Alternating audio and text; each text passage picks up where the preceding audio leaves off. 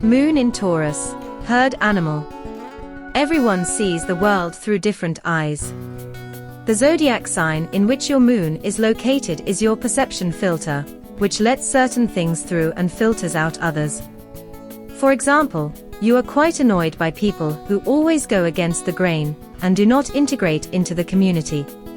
A friend of yours sees this in a very relaxed way. She even finds new impulses important. We differ greatly in the way we look at the world and in the impressions and experiences we are more open to. Are you aware that you see the world through the eyes of Taurus? Belonging and being part of a community satisfies your strong need for security. Your well-being and self-esteem depend heavily on whether you feel accepted and secure in the group that is relevant to you. Your habits and routines are like your inner safety net. That's why you're reluctant to shake them up. And people. Sure, you like to pigeonhole them because it's convenient and you don't have to constantly rethink things. That way, your world remains nice and clear. Your relationship with your father was a bit complicated. Maybe you identified with him on the one hand, but secretly rolled your eyes on the other. Now you can craft your own image of your father and discover your inner truth in the process. Because the identification didn't really work out, and your soul couldn't find a home, you may sometimes feel like a walking contradiction. Your thoughts and actions don't match, or your everyday life and daydreams are miles apart. You have probably sought out a substitute family where you finally feel at home. Your aforementioned need for security, and the difficulty you have in quickly opening yourself up emotionally to new things, make you a person who strives for stable relationships.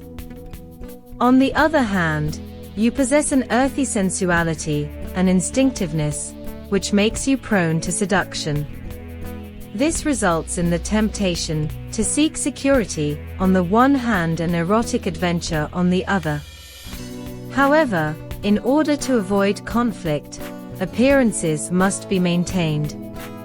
Of course, this comes at the expense of honesty and mutual trust. Regardless of how you deal with this conflict, you have a strong desire for family security.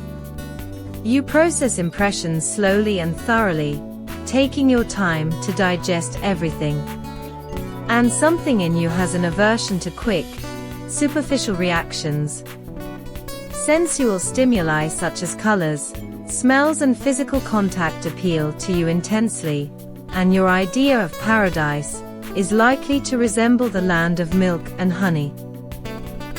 One of your strongest emotional roots lies in wanting to enjoy the here and now.